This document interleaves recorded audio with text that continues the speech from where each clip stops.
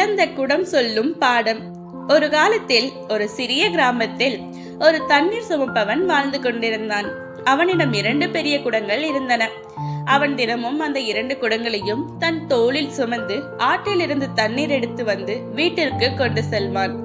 அவற்றில் ஒன்று முழுமையாக சரியான குடம், ஆனால் இன்னொரு குடமோ பிளந்த குடமாக இருக்கிறது.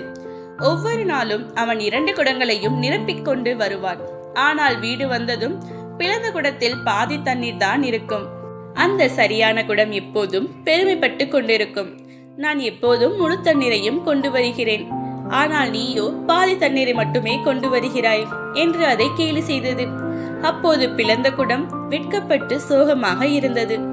ஒரு நாள் அந்த குடம் தண்ணீர் சுமப்பவரிடம் சொன்னது, எனக்கு மிகவும் வருத்தமாக இருக்கிறது. என்னால் தான் உங்களுக்கு தினமும் பாதி தண்ணீர் மட்டுமே கிடைக்கிறது.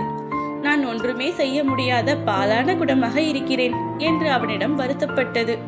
அதற்கு சோம்பவன் சிரித்துக் கொண்டு சொன்னான், அப்படியா, உன் பக்கம் பாதையில் உள்ள மலர்களை பார்த்தாயா? நான் உன் பிளவை தெரிந்தபடியே அந்த வழியில் விதைகளை போட்டேன். தினமும் நீ வெளியேற்றிய தண்ணீரால் அந்த விதைகள் வளர்ந்து அழகான மலர்களாக மாறின. இப்போது கிராமத்தார் அனைவரும் அந்த மலர்களை பார்த்து மகிழ்கிறார்கள். இது உன்னால் தான் சாத்தியமானது. அந்த நாளில் முதல் முறையாக பிளந்த குடம் தன்னம்பிக்கையுடன் பெருமைப்பட்டது. நம்மில் ஒவ்வொருவருக்கும் குறைகள் உண்டு, ஆனால் அந்த குறைகளே சில நேரங்களில் நம்மை தனித்துவமாக்கி உலகிற்கு புதிய அழகை தருகிறது.